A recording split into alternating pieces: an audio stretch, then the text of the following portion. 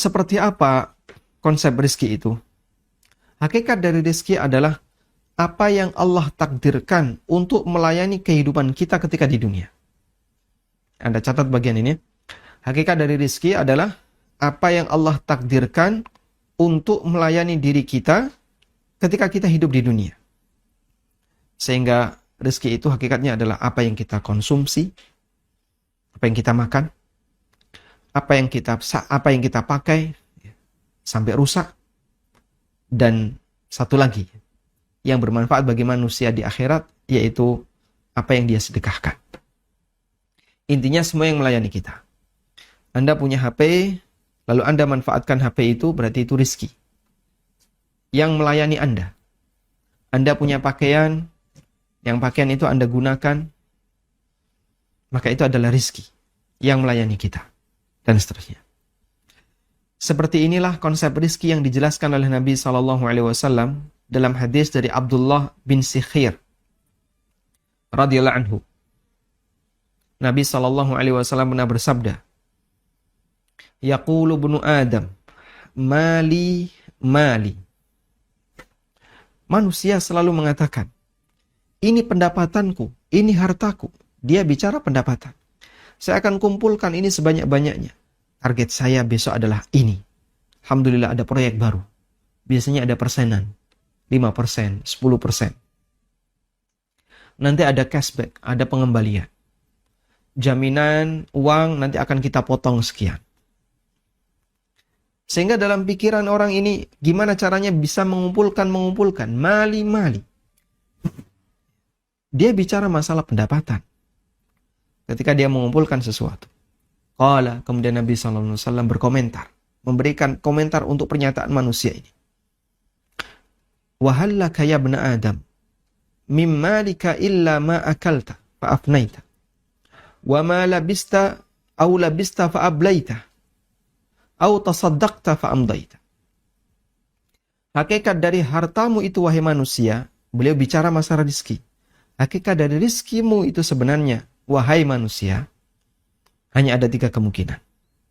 Apa yang kau makan sampai habis, apa yang kau gunakan, yang kau pakai sampai rusak, dan apa yang kau sedekahkan sehingga abadi sampai kiamat. Sehingga hanya ada 3 kemungkinan ini. Yang dimakan, yang dikonsumsi, yang habis pakai, yang digunakan, tapi tidak habis pakai, dan yang terakhir adalah apa yang disedekahkan, sehingga memberikan manfaat bagi dia di akhirat. Baik. Karena itu ketika ada orang punya uang, lalu uang itu dia gunakan untuk membeli sesuatu yang melayani dirinya. Rizki bukan? Rizki.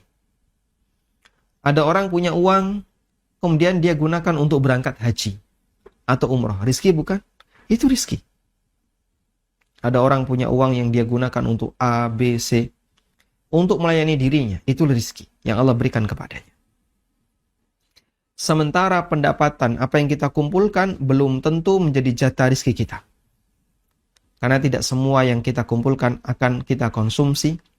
Tidak semua yang kita kumpulkan akan kita jadikan akan kita gunakan untuk kehidupan kita sehari-hari. Karena itulah jamaah yang dimuliakan Allah, sekaya apapun manusia, sebanyak apapun penghasilannya, dia tidak akan mampu melampaui jatah rizkinya. Prinsip ini. Sekaya apapun manusia, tidak akan mampu melampaui jatah rizkinya. Ya. Saya kasih sebuah ilustrasi di buku PKASN. Orang punya beras 1 ton. Dia hanya akan makan sepiring saja. Terus sisanya gimana? Yang sisa itu gimana? Ya, 1 ton itu dia pasti gunakan berapa? Misalnya ya, ada beras 1 ton, besok basi. Misalnya, andaikan ya. Bukan beras, berarti nasi ya. Ada orang dikasih nasi 1 truk. Dan gak ada siapapun yang akan mengkonsumsinya kecuali dia. Seberapa banyak yang bisa dia konsumsi? Makan 3 kali, berarti dia 3 piring.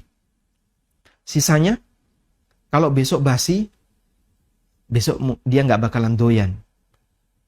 sehingga begitu basi dibuang. Maka hakikat dari rizkinya yang mana? Nasi 1 truk ataukah 3 piring yang dia makan? Jawabannya yang kedua, 3 piring yang dia makan. Karena hakikat dari rizki adalah apa yang dia konsumsi.